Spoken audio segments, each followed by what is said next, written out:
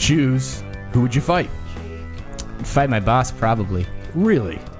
Yeah, why? Who would you fight? I'd fight my dad. I didn't know my dad. I mean, I know him, but he left when I was 6.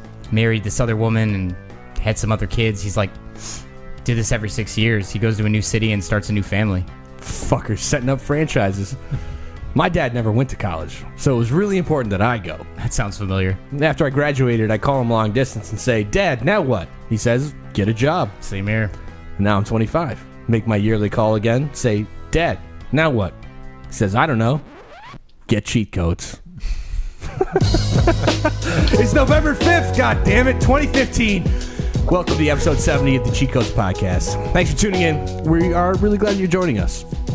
The next hour is us enjoying a couple beers and going over our favorite bits from the past week in video game tech and pop culture news.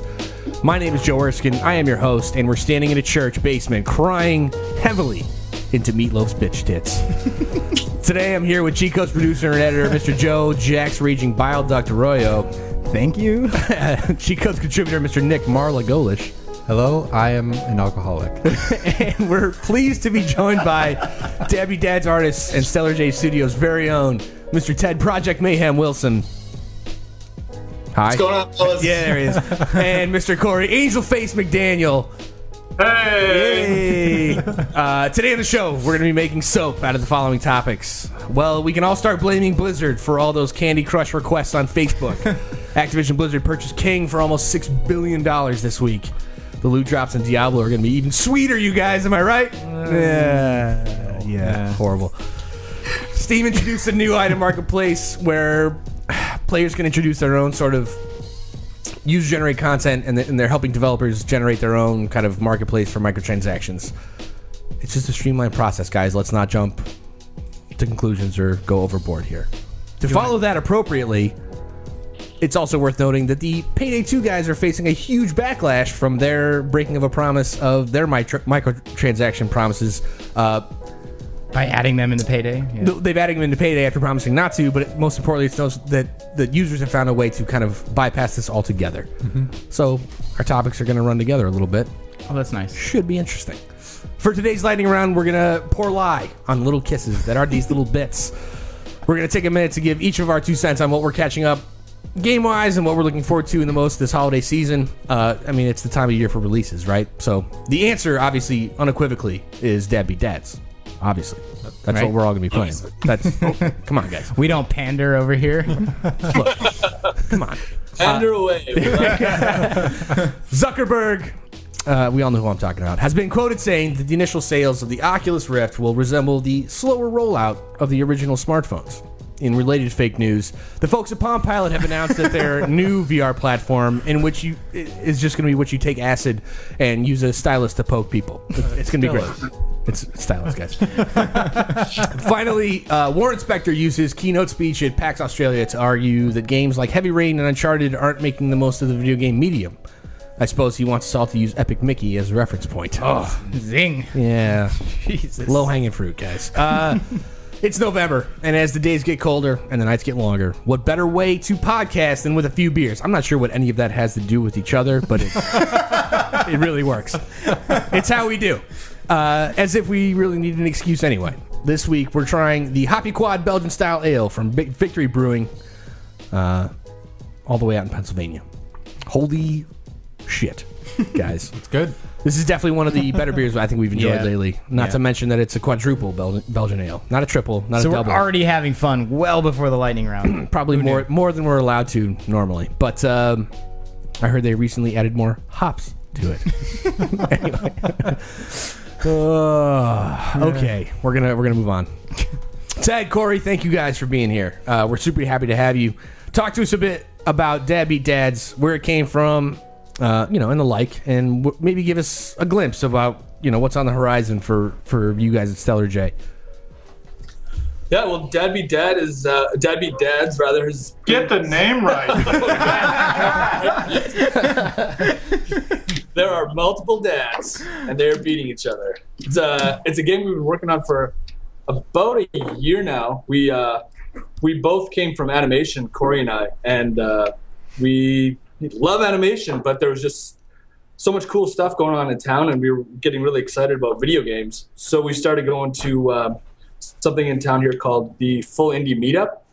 Vancouver has like a massive indie developer scene, and there's, once a month about 200 people get together and compare games and play test each other's stuff. And we went to one of those last October and ran into an old classmate of ours, a guy named Bernie Wong, and his partner Jeffrey Yim.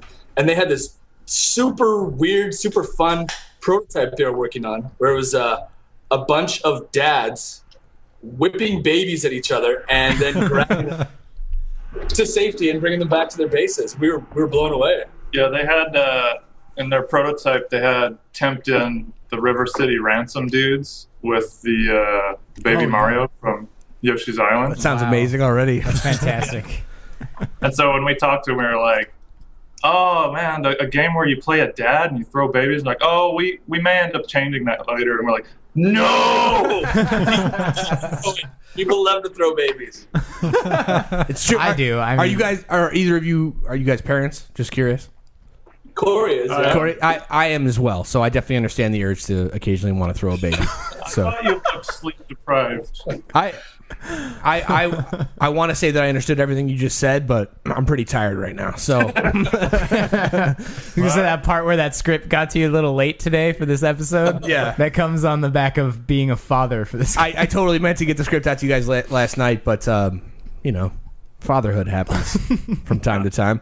No, I completely like this is kind of why this game spoke to me a little bit, to be honest, because I'm like, let's have an arena brawler with a bunch of dads throwing babies at each other, doing different, and with all the game modes and everything else, like different objectives and whatnot. But hell yes is my answer to all of this, I guess. So yeah, so you guys meet them making this prototype, and then how did it accelerate from there into the project?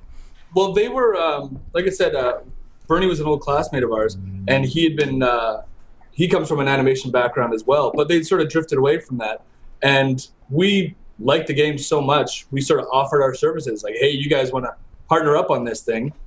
We'll sort of give it a coat of paint and throw our hats into the game design arena as well, and we'll do it together as a project. They thought it was a great idea, so we teamed up, and a year later we got Dad Beat Dads. We're pretty excited because it is our first official game, and we managed to get it onto the ID at Xbox program, so it's coming out on the Xbox.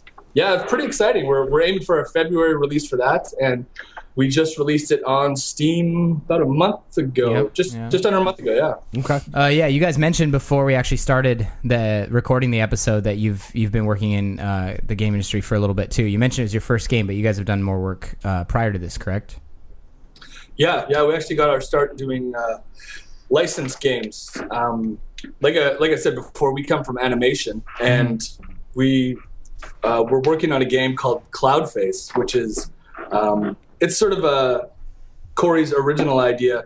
It's like an ode to old platformers from the 80s and 90s, like Earthworm Jim meets Fleischer cartoon sort of thing. So I'm okay with all of that. We had put that online, and somebody from Cartoon Network approached us, and then I guess it's one of those one thing led to another type of stories, but we ended up being able to get into a position where we could pitch them some game ideas for their brands, basically. Right, they're stable, so to speak. Yeah, all right. That's a cool idea. So you guys probably locked yourself into a room with a whiteboard and were like, okay, what TV show do we want to try and make a game out of? And actually, they gave us the show they wanted a game for. Okay. Yeah. And then they just said, completely blue sky, what do we want to do with this idea? And we basically, took extra long lunches when we were working at other studios and wandered around trying to come up with a funny idea. And we hit on this game where it's dodgeball meets bowling. So I'm listening. You're defending your town against evil aliens, and you've got a bowling ball that you got to throw around. Uses your ammo, but you have to run and pick it up after you've tossed it at the bowling pin. So I'm looking forward to seeing this on ESPN The Ocho in a couple months. Yeah, that'd be great. I feel shocked. It's great. So you said that That Beat Dads has been out there for about a month now. You can pick it up for about $12.99 on Steam, and you guys are going to be forthcoming on Xbox One in the next, I don't know, few months, right? Quarter one, let's say 2016, maybe. Yeah, early 2016. No pressure. It's fine. No pressure. Yeah. Oh God. All right. We should be working right now. Work on that TCR list. Yeah, exactly. All right. Topic number one. There's been an internal debate actually about whether or not it's called Activision Blizzard or Blizzard Activision or Activision and Blizzard. Activision and Blizzard. Apparently, it's one larger company. I'm not sure how it works, but everybody understands the term Activision, and I think everybody understands the term Blizzard. If we just treat them as one kind of unified entity for sake of conversation, we'll all be in the green here, right? So they spent $6 million or $6 billion rather this week in purchasing King, the makers of Candy Crush Saga.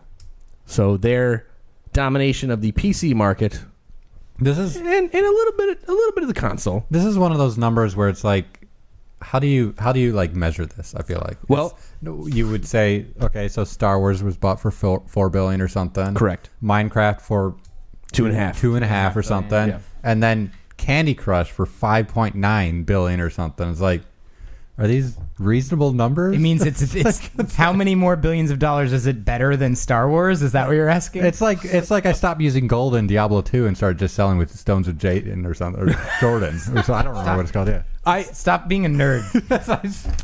I think the proper way you gauge this is that Activision Blizzard way the fuck overpaid for Candy Crush. That's a better way to put it. It's the way that you gauge this appropriately. I think as far as news goes this time of year when it comes to podcasts or gaming websites or news websites is that things kind of slow down a little bit. And because it's the huge release schedule, all the big games are coming out because it's the holiday season. Everybody's gearing up for Black Friday. Everybody's gearing up for the holidays. Holy crap, COD Blops is coming and Fallout 4 and blah, blah, blah, blah, blah.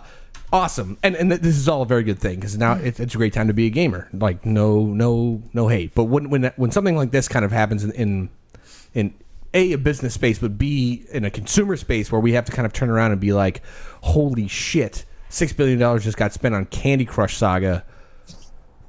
Why the fuck aren't we all making that game? Did you guys hop on the Candy Crush bandwagon at any point? Even if you're bored at the gas I played station? it briefly, and it was like, I don't get it. I don't understand. I think they're going to have to start bundling it with heroin to make that money back because that is just insane. That's one of the microtransactions. Right. Yeah. Well, they can only do methadone legally. Methadone is legal, not necessarily heroin, but we can. Well, they'll find a way. $6 billion.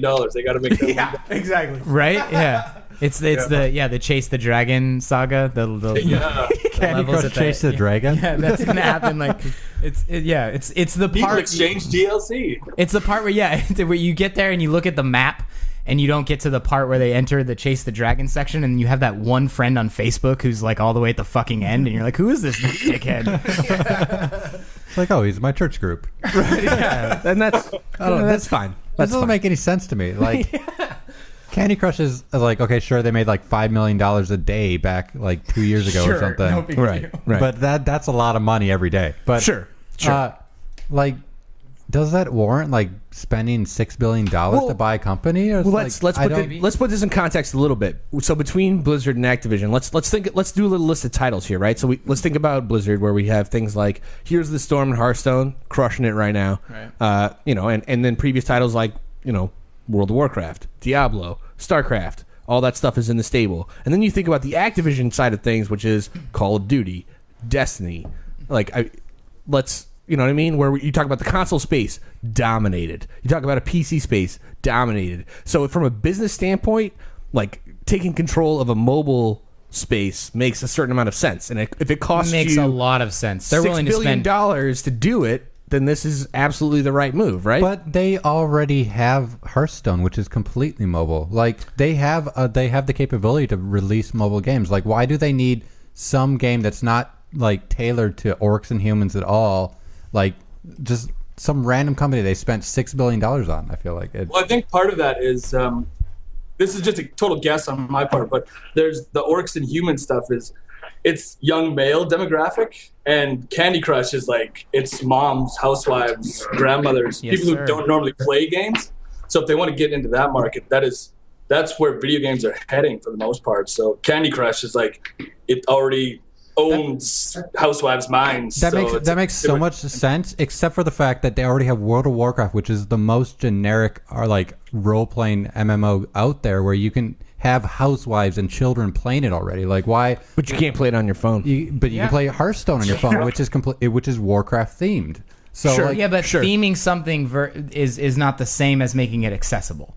There are two very different spectrums. I understand Hearthstone's not necessarily accessible to a lot of people because it's a complicated game. Right. But World of Warcraft isn't, I guess, and they've already had that for PC. But now they're trying to move something to a mobile. It's one thing to skin something. It's another thing to make it accessible to people. And why not put your money into a company that's already figured that out, that's already made it accessible? And let's qualify. Go ahead. Sorry. I was just going to say, World of Warcraft's numbers are sort of going down nowadays, right? Like, Yeah. I think recently they said they're not releasing active subscriber numbers anymore, just for that fact. Like, I think they're a little freaked out that their customers aren't coming back as often as they used to. Well, I think you're right to a certain extent. I wouldn't necessarily say that Blizzard is afraid of anything. To a certain, like, even if their numbers, like, we're not 10 million strong, now we're only 6 million strong. I mean, there's still 6 million active players playing that game. You know what I mean? The fact that they're going to, like, kind of bring the attention away from how many players are playing World of Warcraft and be like, hey, guys, look over here. Here's Overwatch. Here's Hearthstone. Here's Heroes of the Storm. Because esports. Woo! Yeah. And here's Candy Crush if you don't give a shit about the rest of that, because you can still hit up your friends on Facebook for turns we can every agree, day. right, that even though we're joking about the idea of them putting Candy Crush into their repertoire, that's not exactly the method of what they were doing when they made this purchase. They made this purchase probably for a future title that they're going to do with King involved, right? Absolutely. So it's not like, oh, here's Blizzard, it has, World of Warcraft and Candy Crush. Like, it's Blizzard, who now owns King, who's going to make a new IP that's probably going to wreck all the numbers, if that's their goal, right? To be fair, I think cornering King and Blizzard into the same thing is maybe probably like a very short-sighted thing to do, in all fairness. Like, the assumption that World of Warcraft and Candy Crush are synonymous might be a very brash assumption to make to a certain degree, but at the same time, like, it's hard not to understand that Activision is becoming like evil corp of video games to a certain degree, right? Like, we'll discuss it. We'll argue that when we get to the Steam topics. We will to a certain degree. But I'm just saying, like, I mean, this makes a total sense from a business end, but from a certain aspect, it's kind of like when you talk to hardcore gamers, the people that play games like Here's the Storm or Hearthstone and everything else, the last thing in the world they want to play is Candy Crush, right? So is it merely based on a like a demographic decision or not? Yes, I think so. Well said. I don't think they're trying to mix the guys and gals that play World of Warcraft, and I don't think they're going to try to convince them to play Candy Crush or whatever new IP they come up with. I think it's a complete like demographic expansion. Mm-hmm. Completely money-driven business decision. We're just going to purchase something that dominates this demographic already, and then make it part of our wheelhouse. It's easier than trying to come up with a hit. You just buy somebody's. Well, when you got money like they do, yeah. Wait, you guys think the price is right, though? No, it's insane. It's crazy. It's really like. But I mean, like, you look at what did Oculus get bought for? Like $2 billion. Yeah, $2 billion. Yep. So I mean, you could argue there's a bit of a tech bubble going on right now that people are just grabbing up what they think is going to be the future, or is even just dominating the present. Because there's a lot of fear out there, right?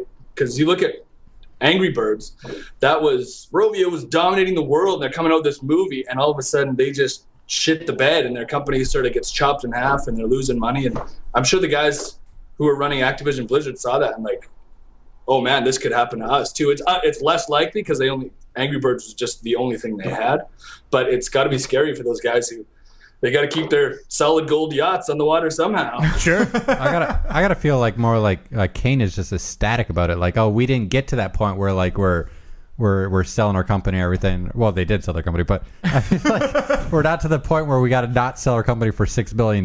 Like they got the good end of the deal. I feel. I don't know, man. Cash in, big time. Credit to King, I guess, because honestly, like if I was the head of King or whatever, and somebody walked up to me and was like, "Here's $6 billion." You're like, I aptly named my company. Yeah, because I'm gonna go buy a $100,000 crown at least to make everybody understand what I've accomplished. Right, so is anyone else excited about the idea then of like them pulling a whole Dick Wolf on the thing and just like crossing over all their games, like just Candy Crush loot pops out of CSI monsters thing? I think that's what we got. Diablo. You're just like, you're like cake Play that. pops. Right, well, like the next hero of the Storm's champion is going to be like a candy cane. Sweet, like awesome. It's gonna be like the Yetis or like the characters from the different areas that you go to. I've never played Candy Crush. It's I fun. played so much Candy Crush. I will say, yes, I played more Candy Crush than I should have, and it happened during all of the end courses at DigiPen that I no longer wanted to pay attention in. And Perfect. It's a very interesting correlation. and you're better than your Facebook friends, right? You want to say that? Oh yeah, I had to beat people because I was like, "You're not better than me. You can't be." Like you look at it, it's such a brilliant marketing strategy. There's no doubt about that. Like play on competition with your friends or your fake friends. It's even better, sure, right? Because on Facebook, it's like I kind of remember you from high school, but you cannot be better than me at something. Can you crush your soul? Yeah. Okay, real quickly before we move on, there was a bunch of Blizzard news this week, and I think we touched on pieces of it briefly. But before we move on, it's worth noting a couple things. So Overwatch beta happened. There's a lot of people that were convinced that only streamers got their hands on it. I'm not sure if that's correct or not, but the real news is that it's not only just going to be for PC, that they're going to be porting it to PS4 and Xbox One, which is okay, exciting, sweet. That's cool. At the same time, BlizzCon's coming up this weekend, and if you are there, you should reach out to our community manager, Chris Morris. He'll be there in attendance, so say hi to him if you can find him. He's at Activision Con? Activicon. Activicon. Candy Crush Con. Yeah. It's King Con. Sure. And the last little bit is that Blizzard has opened up a very large hiring spree to staff a new classic games division in which they are trying to staff people to kind of come and resurrect and refresh games like StarCraft and Diablo 2 and Warcraft 3, which to me sounds awesome because Warcraft 3 was dope as fuck, and I'd like to see kind of a fresher, more graphically current take on it. That sounds good. Are you guys excited about that on your end? Did you play a lot of the classic Blizzard titles? You played Orcs and Humans, didn't you? No, I've never played a single World of Warcraft title. I played quite a bit of WoW. I never played any of the like Orcs versus Humans or the stuff that came before. The RTS. Played a shitload of Diablo 2. Yeah, that's coming back. They're gonna do that. But another thing on your list could have been that they're already teasing the World of Warcraft film. True. Or sorry, Warcraft film. Yeah. Right? Which might be a part of their... I don't know. I'm just realizing that they just bought Candy Crush, basically, which is like a huge demographic, and they're also about to release a movie which might introduce tons of people to the Warcraft franchise. And I think this is a big sort of, like I said, demographic broadening move they're doing. It seems very strategic, and you're absolutely right. Like I think at this point you can say like anybody who's playing Candy Crush is like you can introduce another game from the people who brought you Candy Crush and World of Warcraft or something. And then people like look at World of Warcraft and thinking go play that game now or something. They can go watch this movie. This is like Candy Crush, I think. It looks the same. It's exactly the same game. No, all right. We will move on from one huge mega company to another. Let's talk about microtransactions, guys, a little bit. And this actually might be a very good opportunity for our guests to chime in on how they feel from an indie dev perspective. But Valve this week announced an idea that they're calling it the item store, in which it makes it easier for developers to manage and sell microtransactions to their players. Games like Rust are already on board, and they basically integrated it into the Steam client, and the items purchased through that game and that game's client are then added to the game, and your player character within the game already. They've already figured out ways to split profits between developers and themselves, obviously, as the ones who are offering this platform. Where things get a little bit dicey is how do you manage user-generated content? But we'll see. I want to know if you guys thought about DLC in general for Dad Be Dads or even microtransactions at all? Do you guys treat it like a dirty word? Like, I'm curious to see where you guys land on the idea of it in general. I think it really depends completely on how the developer implements it in the game and the way they treat people. If they're trying to, there's games out there we've all played, and they offer you, like, it's mobile are usually the biggest offenders because they've led the charge on the microtransaction stuff. But you open a game and then instantly it says you've played for 5 minutes, and it offers you something for $100 if you don't have to wait anymore, or buy this house you can get for $99.99, and you just feel like they are trying to, fleece you and manipulate you as much as they can to get as much cash as possible. But there's also companies out there Team Fortress's hats are a great way to. It adds to the game. You can buy them, but it doesn't feel like you're being manipulated into buying something you don't need or don't want, or changes the game in a hugely unfair way for a player who gets those things. So I don't know. I'm terribly though excited about the concept of having a screen where I can purchase different babies. Yes, just like real life. Oh, that's amazing. I mean, you guys had to have thought of that. We're actually. It's funny that this topic comes up because we're literally today just talking to somebody about Dad Be Dads, and without getting into too many specifics, DLC and purchasing stuff for players, and also, with the Twitch stream thing coming on board, viewers being able to purchase things and being part of the game. So it's definitely something we'd consider. But yeah, it has to be a really, for lack of a better term, clean sort of way to interact with people when they're buying the game, and we don't want to feel like we're ever taking advantage of people on those things. So, yeah, I think. Go ahead.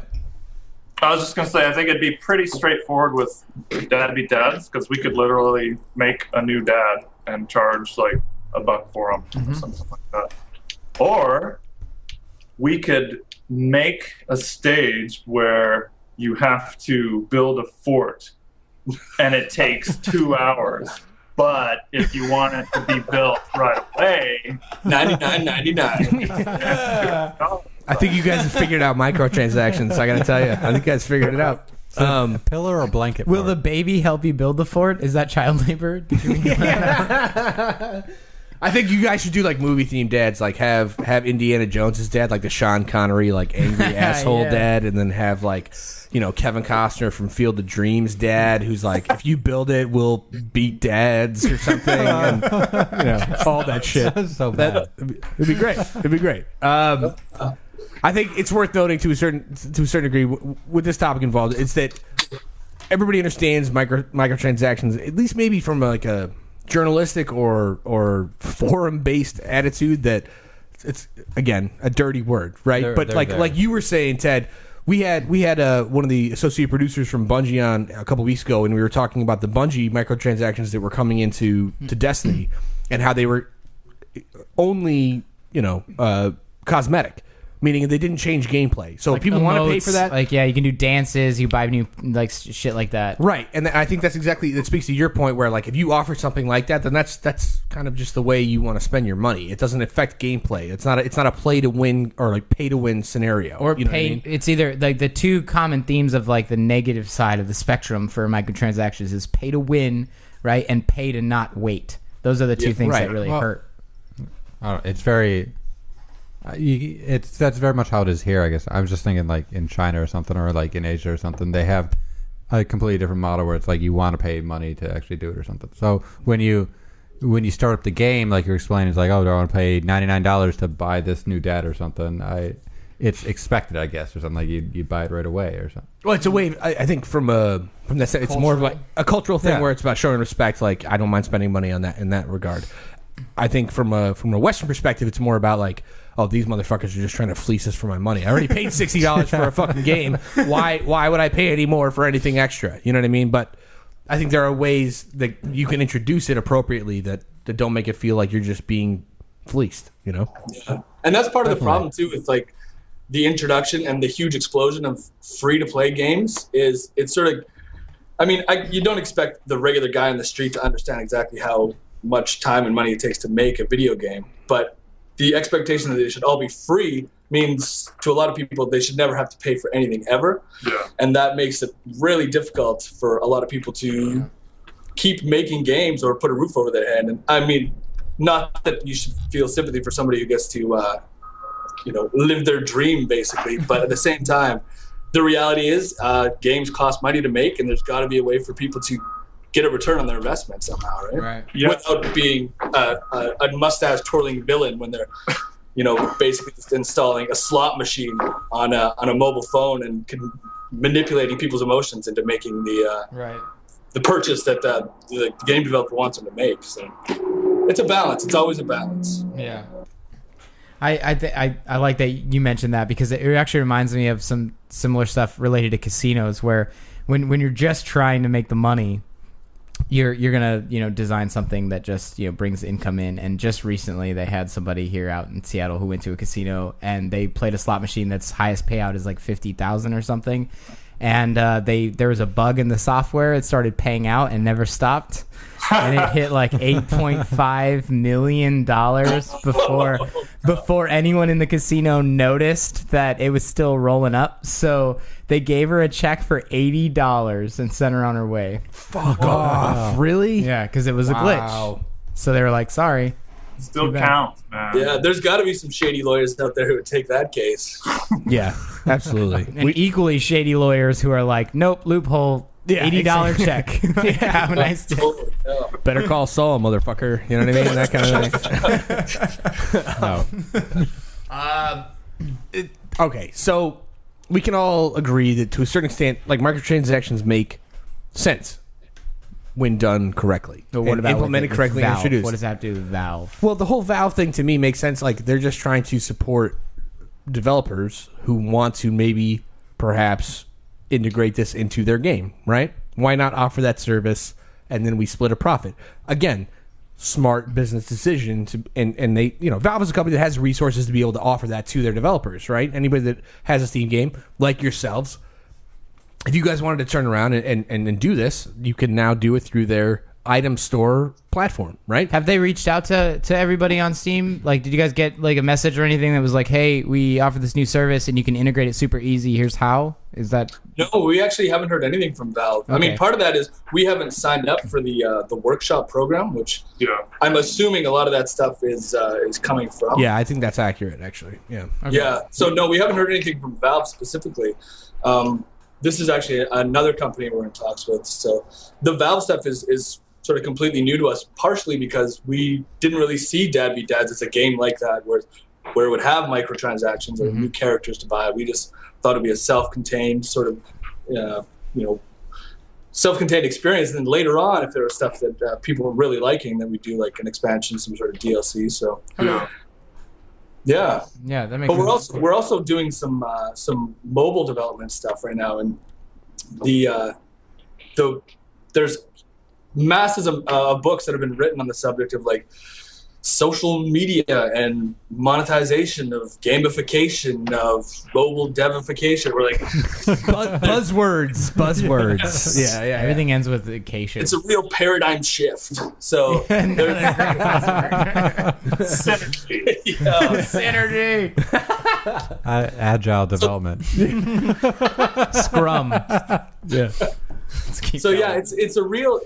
There's a real science to getting people to separate from their money as fast as possible, and that's one thing we don't want to do is put the the monetization before the actual game. Right. Because then I think people are getting pretty savvy to that. They can see through your scheme to grab their cash. So. We do this weird thing where we try to come up with something fun first and then try to figure out. Oh, so weird. Tell me more. I'm so used to just spending my money. I'm not giving out all our secrets here. That is weird. That is so strange. It's a novel concept. I think it's an appropriate way to approach it. I think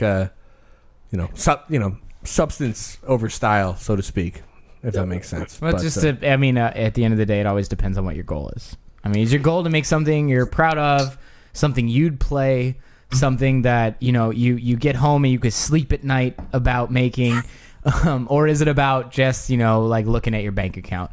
And I think that speaks volumes for you guys already. Because we're in a similar boat. Like, why did we do this? It was because it was a dream of ours. And if we come in here and we want to make games for a living, and we're doing it for the wrong reasons, then why didn't we just all become lawyers? Why are we not just wearing a suit and taking in the cash from some? Why are we not chasing ambulances? Exactly. Way to bring it back around to the lawyers there. It was good. It was good. No, I absolutely. I think this kind of brings us to the last of our major topics anyway, which is kind of an interesting one and probably a very specific case of this whole microtransaction discussion. The folks at Overkill, the guys who make Payday and Payday 2, and we're going to be speaking specifically about Payday 2, made a very specific promise very early on in their development of their latest game, saying that never will they ever implement microtransactions into their... Never have I ever. We're not playing a drinking game. I'm not playing that fucking game with you right now. What they said was that they're not going to charge their players. They're not going to nickel and dime them for anything on that's going to affect gameplay or anything like that. And then lo and behold, a couple of weeks ago they debuted a whole drill and safe cracking system that required real dollars from their players to crack a safe. Right. So how do their players respond? A very faithful community. I remember playing Payday 2 at E3 2 years ago. Yeah. It was the first installation that we walked in on. It was great. It was great. It was just outside the hall. Yeah. They gave out the little mask. They had like the best show floor space in the world. Like the first door you walk into to the main hall, they were right there. Escalators took you up to their game. Yeah. They win. It was pretty regal in that regard, for sure. But what was interesting is that nobody said a word about that, and nor did their game model give me the impression that they were going to. Now, the game model is very ripe for microtransactions, but they were adamant about the fact that they would not do it. I'm not saying that they lied to me directly. What I'm saying is that they lied about their implementation of it. It's called in politics. It's called flip flopping. Yes, and that's kind of what happened here. Yeah. Now, look back on your life. How many times did you change your mind about something? Like, if you look, go back to 5 years ago, and wouldn't you punch him in the face? Because I would. I don't know. I'd listen to a little less emo. Yeah. If you say something online, no amount of time will allow you to change your mind, and everybody will be cool with it. So, especially if people figure out a way to pirate that stuff after the fact. We'll tell you. Here's a way to put it in perspective. The new Facebook Memories on this day feature that they recently added. Yeah. How many times have you clicked on that feature and been like, "Oh, I was a dick 3 years ago"? It's appropriate, and I think Ted had the right idea too, in the sense that how do we fucking make sense of this goddamn debacle? You can't hate on anyone for changing their mind. No, you can't. Okay, but what happens? Necessarily, but you can't make a promise to your consumers after releasing a product that has, legitimately built a very substantial fan base. People that play Payday 2 are a devoted fan base, and when you turn around and say like, "Oh, guess what? We changed our minds. We're still going to charge you for these transactions." JK.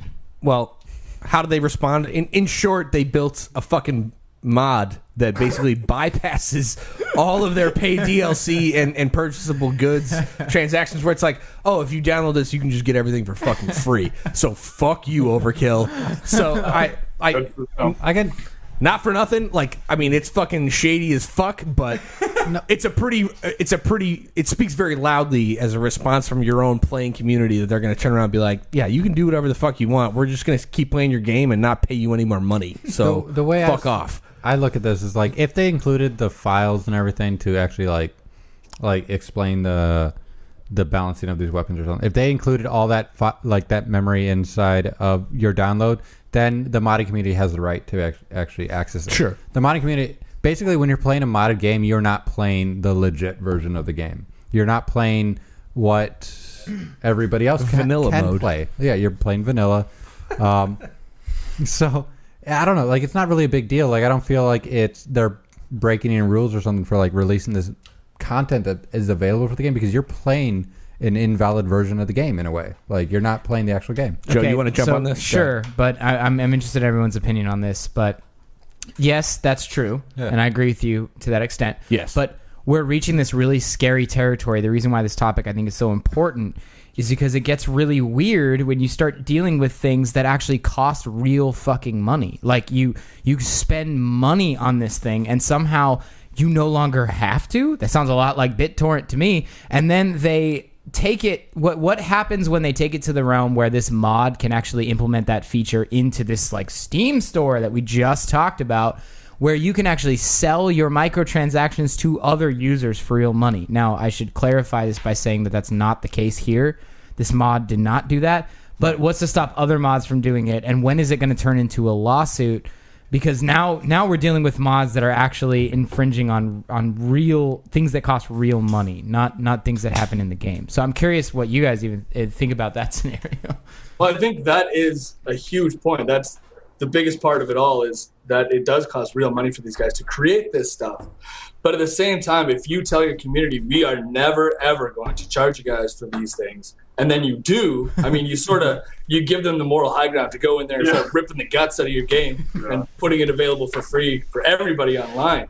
Yeah, but I mean, who's to say, like, if they had never promised that to begin with, that somebody wouldn't have made that mod, right? So do you think so though? Or I mean, at some point somebody's got to figure out how to hack into things that cost money and make a mod. Well, I think it's a good point, the fact that they put it all in there for people right off the bat, and then it's sort of like unlockable as you go. I think the smart thing would have been, and the way it's going to have to be in the future, is that stuff is like literally parceled out as people buy those things individually, because like you say, people will mod that stuff. They'll find those files and they'll put it up available for everybody, because they don't really care too much about how much it actually costs you to make it. They just figure, okay, well, it's all digital. It's free. It's for the world. Well, one follow-up question to that is, something is only worth digitally as much as the price is that they slap it on there. So digitally the or analog, it's only worth what you're willing to pay for. So if you guys make, you make dad be dads, right? And let's say you make 10 dads that you can choose from, right?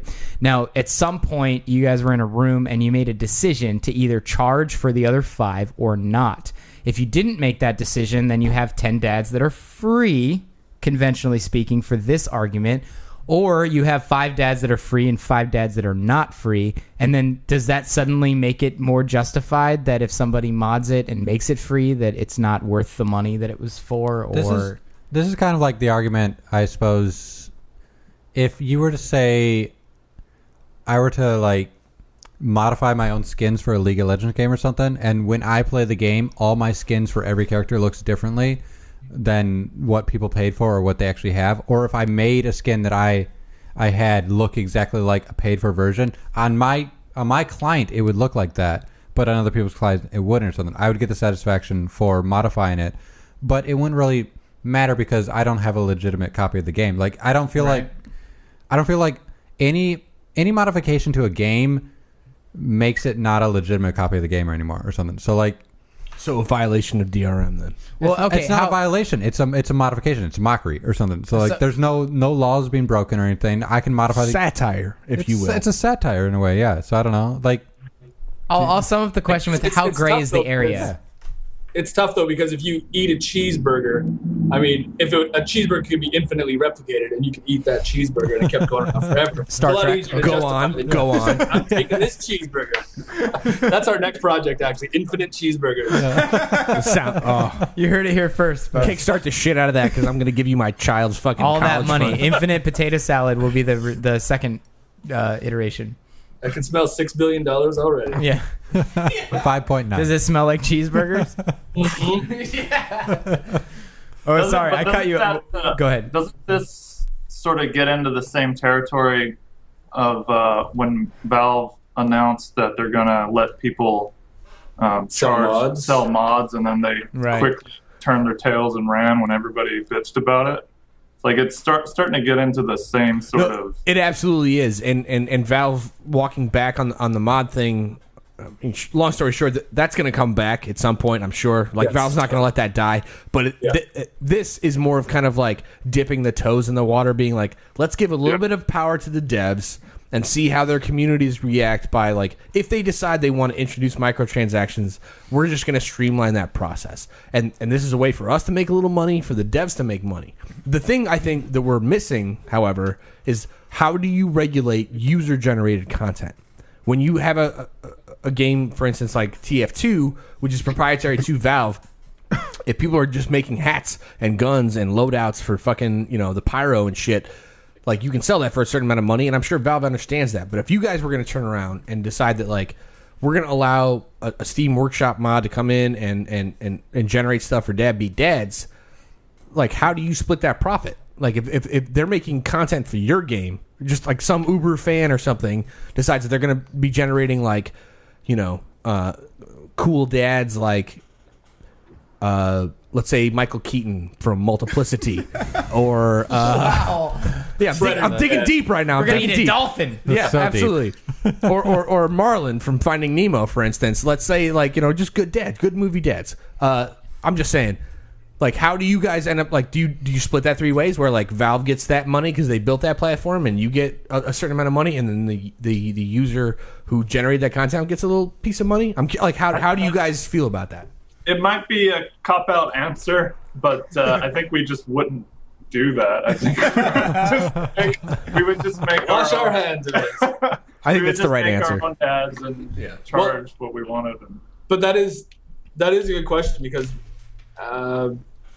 if people are that excited about what you're making and they want to be part of it and make their own modifications and add hats and guns and all that stuff, it's a good problem to have. But at the same time, it really depends on, I guess, what people expect when they make these things. Are they doing them for the purpose of selling them, or are they doing them because they love them so much they just want to be a part of the game? And then, like, oh, maybe I can make a little bit of money on this on the side. Well, this is a weird paradox, obviously, right? Because, like, the people you want to pay become the ones that are just doing it for fun, and those are probably the people that deserve the money. But the ones that are doing it for profit specifically are kind of like, well, fuck you. You don't give a shit about my game. Why should I pay you just for trying it? to piggyback on the success, Right. So it's a very complicated situation that I think guys like Valve, who are sort of going to be leading this charge, because you can't mod on consoles and you can't mod on mobile. So it's really going to be up to the biggest player in the game right now, Valve, to sort of make some hard decisions about what they're going to allow people to sell and not sell. And they'll have to partner with some of the.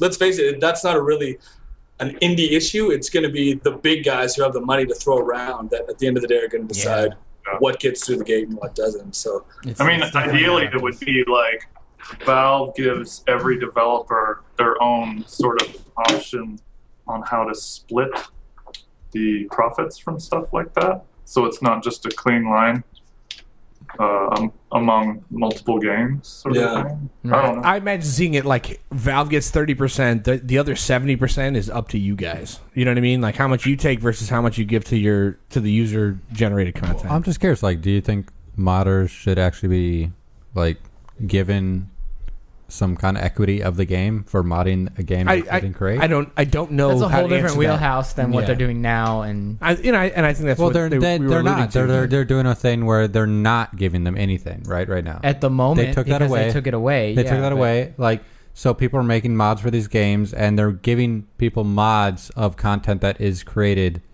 by the developers. Like they're unlocking content, I guess you could say.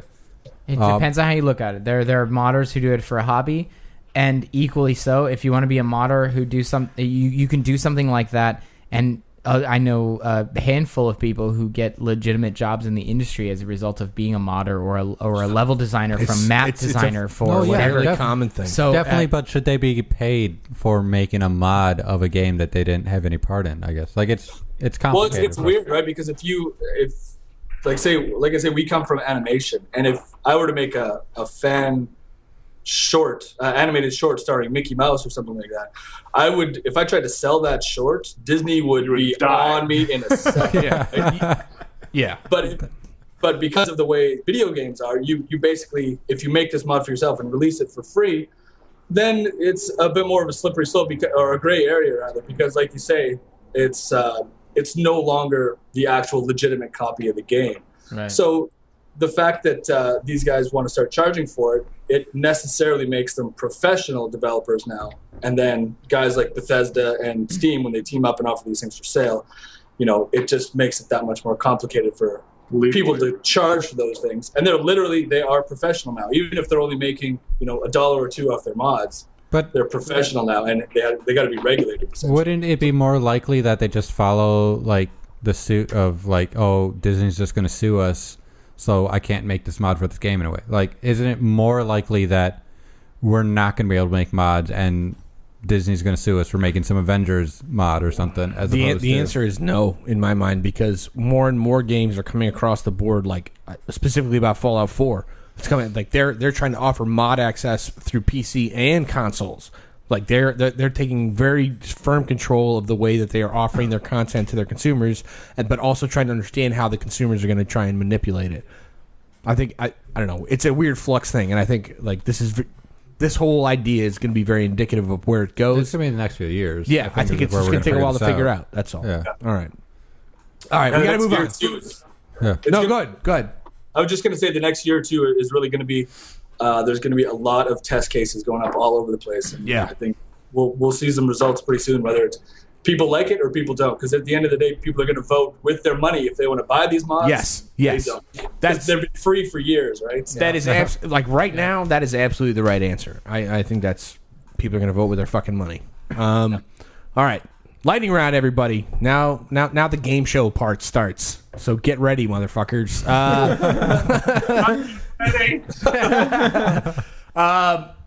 We're gonna start, and for the people that are maybe new to the show, I'll give you a quick description. We're gonna take some small topics from video game and pop culture and tech news over the past week, very similar to the ones we've just discussed. But we're gonna give everybody on the panel a minute to discuss it. I will award points accordingly.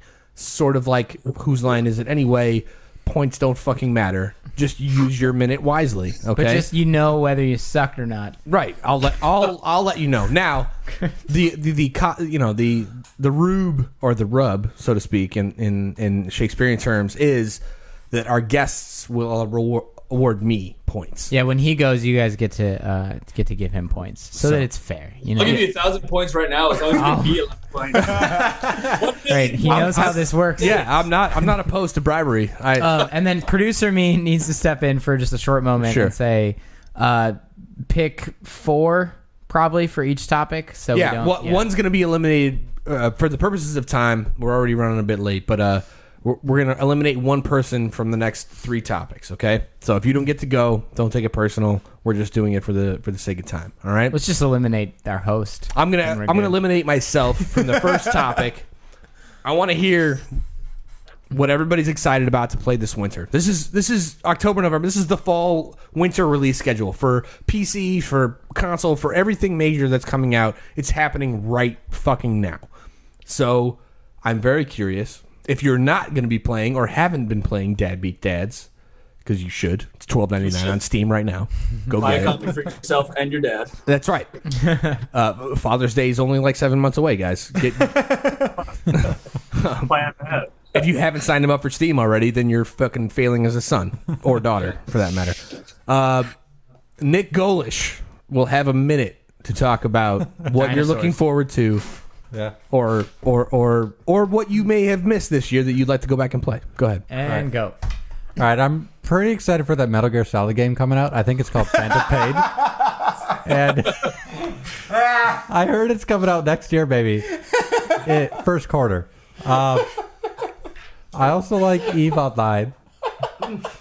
I heard they recently aren't making a vampire game anymore. And I would also like to see, what is that dinosaur game, Ark. I'd like to see them on their game coming out pretty soon. It's pretty You're cool. already playing it. I like it.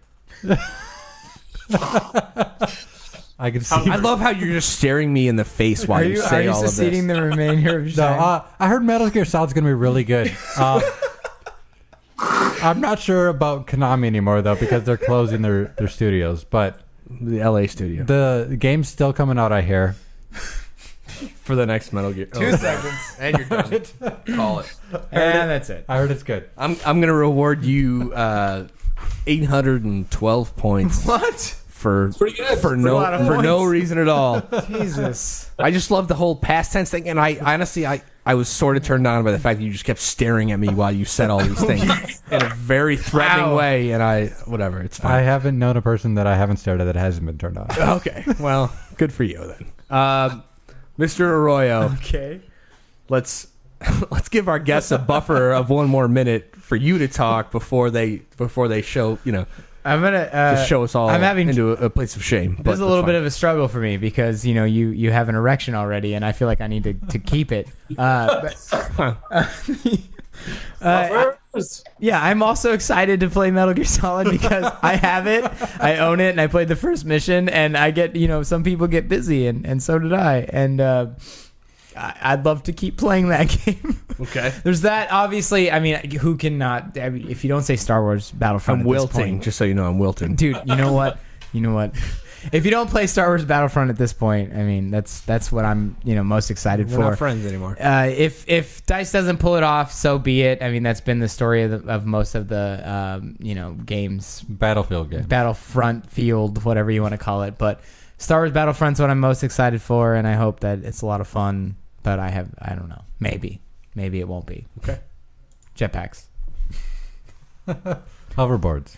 Corey. Now it's time for the quick test. Still erect? I don't know. How many points erect Depends on are how you? sweetly you two talk to me right now. Corey, we're gonna start with you. You got a minute, man. Points.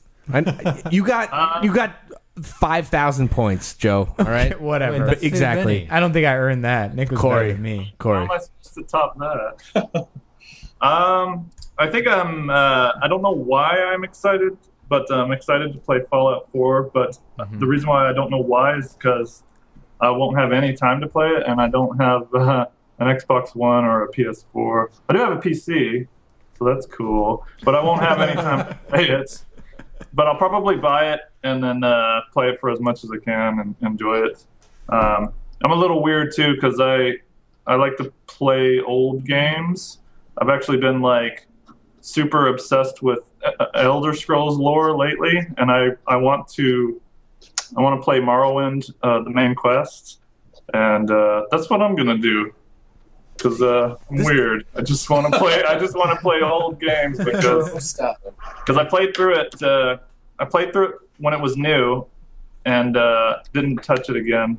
But now that I'm sort of up to date with the lore a little bit, I want to sort of experience it correctly.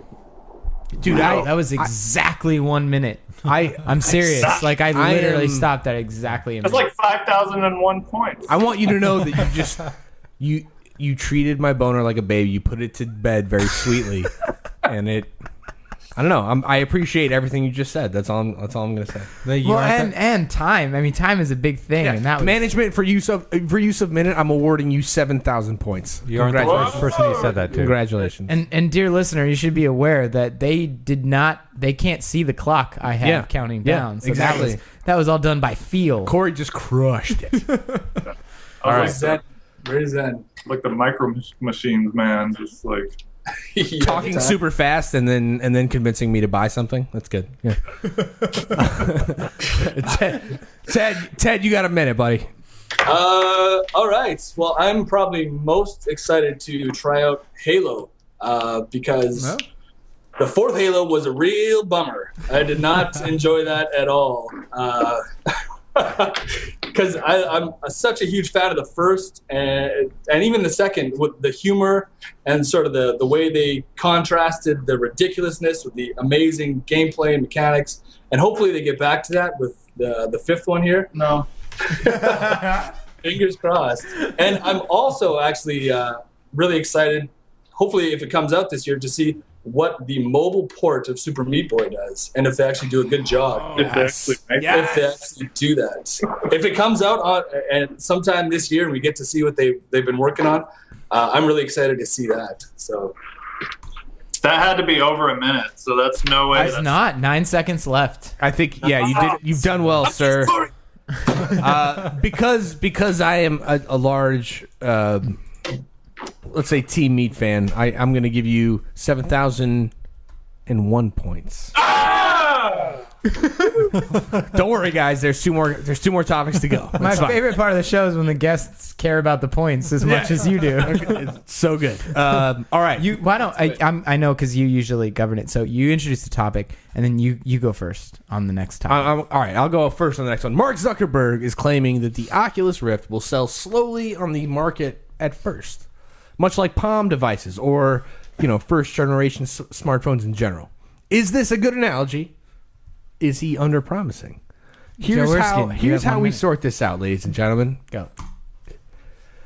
Yeah, he's under-promising. Let's face it. He paid $2 billion to tell you that it's going to sell like shit. We're not idiots, Mark, okay?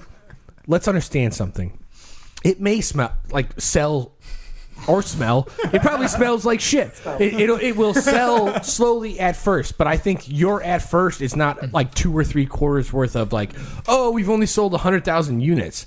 I think VR is going to be a very interesting thing that is going to take off much quicker than people realize. When you have dev kits that sell for $300, you're going to have a release unit that can't be that much more expensive. And they've talked about how expensive the units that you need to build are, but you already have a PC community that's running on those certain levels. So are $300 of them at that point trivial?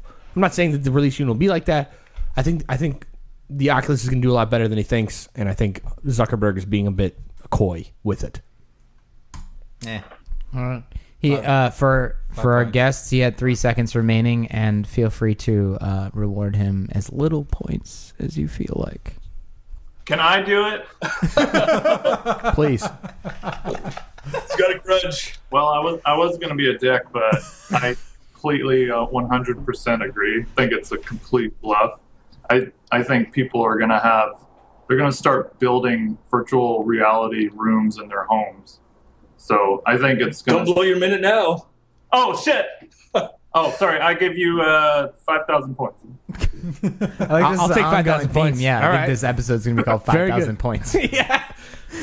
I'm okay with that. Over 9,000. That's fine. Over 9,000. So let's go opposite direction this time. We'll go back to our guests for the next minute. Yeah, All right. do it. Ted, you got a minute. Talk about Zuckerberg's projection for a slow-selling Oculus.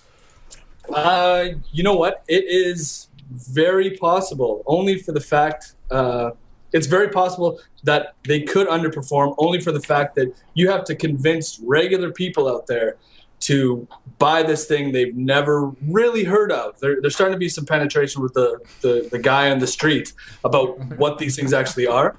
But for the most part, it's going to be difficult unless you're already plugged into the game world. And I think for the most part, those guys will help, but it's going to be thousands of units rather than millions of units to start with. So I think he's smart to play it this way, but I think he could be right.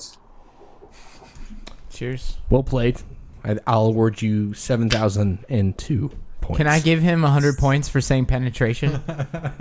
Well, we like dumb, just wanna give him a little extra sex for that. jokes. So yes, 7,102 points are awarded.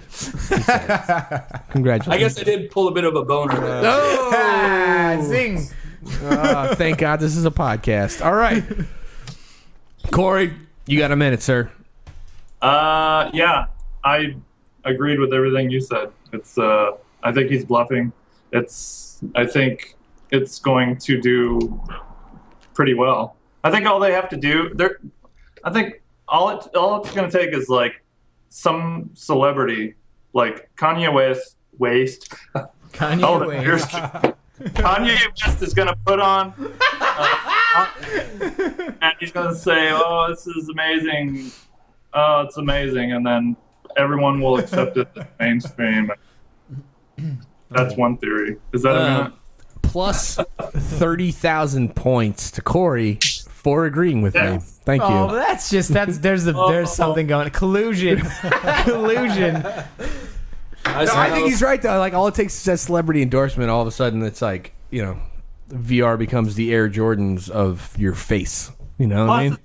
Plus, it's fucking cool as hell, right? So you can literally go into a virtual world, and anyone who at least tries it is gonna be convinced. They're like, okay, I need substance over style. Once again, Erskine, I'm excited because you get to choose from the only two people remaining who have tested every freaking VR there is in their in-house, but have not drank the Kool-Aid. So You want to hear what we got to say? we're gonna move on to the next topic. No, I'm teasing. Mr. Golesh, Why me? I agree. Why you indeed? But let's say that you have a minute to talk about it. Let's say, did I start? VR is silly, and Mark Zuckerberg is kind of. I feel like he's not bluffing anything. I feel like he understands that VR is kind of silly, and he's right. VR is kind of silly, but He didn't say that. he said that, I think, in his article. But when he bought Oculus, he signed the contract. He's like, "This is kind of silly," but Here's $2 billion. I got so much money, I'm going to do it anyways. But VR, I don't know. Like, when it comes out, are we going to drink the Kool-Aid? No, I don't think so. I don't think we're there yet. But I don't know. Like, I think it's going to be when someone mentioned penetration, I was already thinking about. I don't know where my mind went, but I was just thinking like I don't either. I have no idea what you're talking about. 2 seconds. I was thinking never pull out and don't. Do yours? No, I don't know what the fuck you're talking Finish about. for the sake of continuity. Just finish your fucking. You were thought. over your time. I can't say safely what I was going to say. Good. Okay, All right. probably good. You get 0 points. May God have mercy on your soul. And Erskine, I think I know where the cut might be on this one. Yeah, I think Erskine gets points subtracted for picking Golesh over me for that fucking minute. right. I told him not to. Oh, anyway. Oh my god. Last topic. Last topic. Oh, are you sure? We're moving, yeah. Okay. I am positive. Okay. All right. Lastly, Warren Spector says that certain games. Our may guests not are be- leaving. They're standing up. They're walking out. They're the door. walking out. Bye, guys. Yeah. Warren Spector used his speech, his keynote speech at PAX to talk about how certain games are not using the medium to its fullest potential. He called out things like Heavy Rain. He called out things like Uncharted.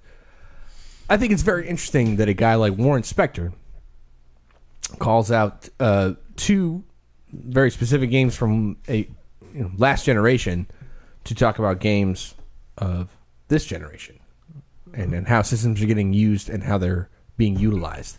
I am going to call upon Joe Arroyo to give his first minute to talk about whether or not you agree or disagree. I just want to ask who Warren Spector is. Warren Spector is the guy who Come on. he did Deus Ex, Okay. the original. Maybe I wasn't the And only one Epic who Mickey. didn't know that. Yeah, it's okay. Oh, it's probably He's good for the a list. he's a very qualified game designer. He's also, I think he's a professor now or running one of the programs at one of the game development schools that isn't DigiPen. So Okay.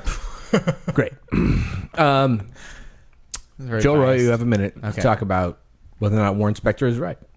I have two major issues with this. The first is why do these are your peers. No matter how you put it, when you're in the industry like this, these are your fucking peers. You don't go out and like oust people like this, saying that you're not good at this medium. Are you kidding me? To treat gaming as a medium, it's almost unfair at this point because of the way that gaming has broken off into so many genres. Yes, it is a medium. I'm not claiming that it's not. I'm just saying that there's so many different games that give people so many different kinds of experiences, storytelling or otherwise. What the fuck does that even mean to say that people aren't using the medium appropriately? That depends on what you're trying to sell people. That's the first issue. The second is like these games. The games he mentioned are like the pinnacle of storytelling. So if he's talking about gaming as a medium for storytelling, are you fucking kidding me? Games like Uncharted are one of the greatest methods of storytelling that I've ever experienced in my gamer life. So I don't see any. It makes me angry. All right. I will award you 1 billion points. Oh, For no reason whatsoever. I appreciate that. Strong Over a show. million, I think a billion is like the same as a million. So Well, if you had 6 more awards for me, you could buy King. Okay. Corey, you got a minute, sir. I completely fucking agree with Mr. Ellis.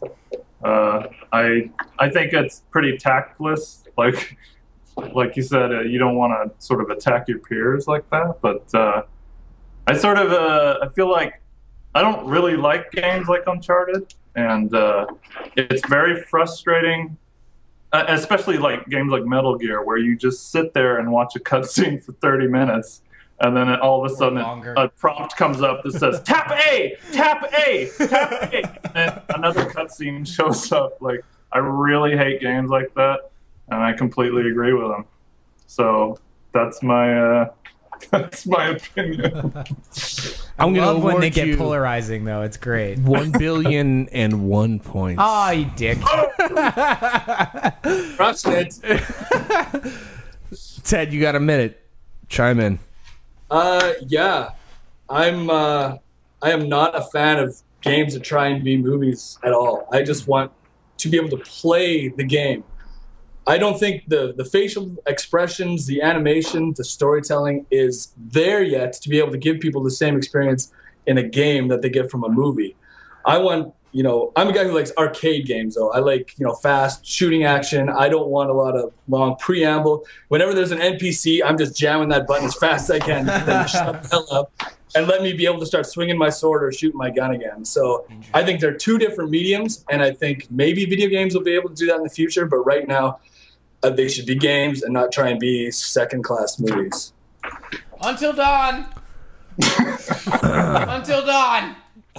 I'm gonna award you 1,000,000,003 points. Yeah. Well done. Well done. All right.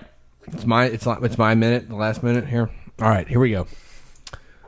I think the marriage between movies and games is one of the best fucking coital experiences you can have between mediums.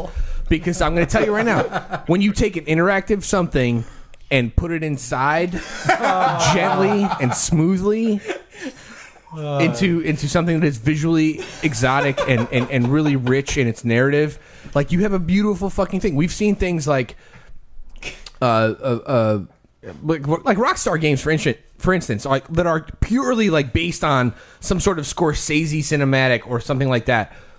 You have to turn around and be like, well, where's the substance come from? And that's where the interactive gameplay comes in, and you get to, do all these things and have all these guns and run around and be a gangster like we all wanted to when we were fucking 15 years old and watch Goodfellas.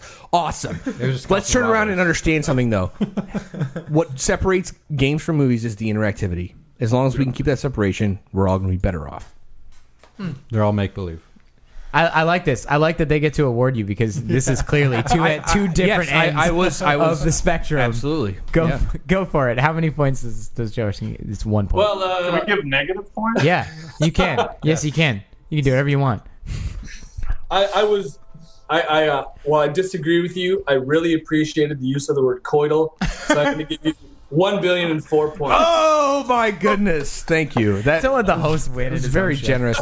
I think that might be the first time I've ever won. Not that we keep score, but anyway. All right.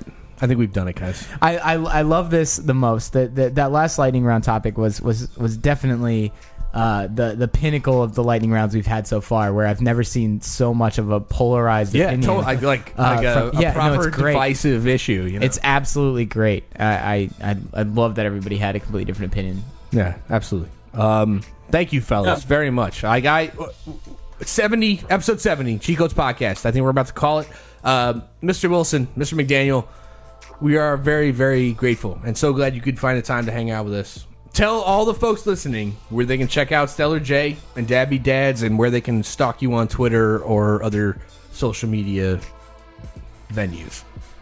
Well, the most important thing is if you go to Steam and type in Dad Beat Dads, you would be able to find our game for sale right now. Buy a copy for you and, like I say, your dad. And you can find me also. I'm at TedWilson79 on Twitter. And if you get the urge, we also have a website, StellarJstudios.com. And we have not only games there, but we also have some of our animated shorts, so you can check those out too. That's even better. How did I not see those? I'm not sure, but we're clearly going to be doing some research after the show. Good talk, everybody. And Corey, chime in here. Where can we stalk you on Twitter, buddy? We're all gonna stalk you, by the way. I'll just give you my home address here. I'm at Twitter. I'm at Siskavard. It's Siskavard, but nobody will care. But I hope you get like one follow from me. Oh, we're all gonna follow you, buddy. I've been doing all week a choose your own adventure thing because Twitter introduced the polls. So I was like, I'm gonna do a choose your own adventure and take advantage of these. Oh, so now I'm absolutely fucking following you right after this. You're right. That's a horrible reason to follow you. You're absolutely right. Fuck that shit. Okay, great. That's happening like minutes from now. It's not only a choose your own adventure; it's a choose your own adventure comic starring a spellbook wielding tomato. So definitely. Why check the that fuck out. were we talking about this at the beginning of the show? Seriously, you had all this Christ. time. Veggie Tales meets Game of Thrones. It's Seriously. Without all the religious undertone. Yeah, that's awesome. All right. Make sure everybody checks out Dad Beat Dads. $12.99 on Steam right now and coming to Xbox One Q1 next year. Yes? You got it. Yeah. All right. Thank you for being here, dear listener. Let us know what you think. Hit us up at cheatcodespodcast.com, Facebook, Twitter, and get in on the conversation. Spread the word. Tell all your friends. And until then, stay tuned for a new episode coming next week. More great guests coming soon. I think you will agree after having the awesome folks from Stellar J joining us that we get the best guests. All right. Hey. We'll see you next time. Remember, you're not your khakis. I love you.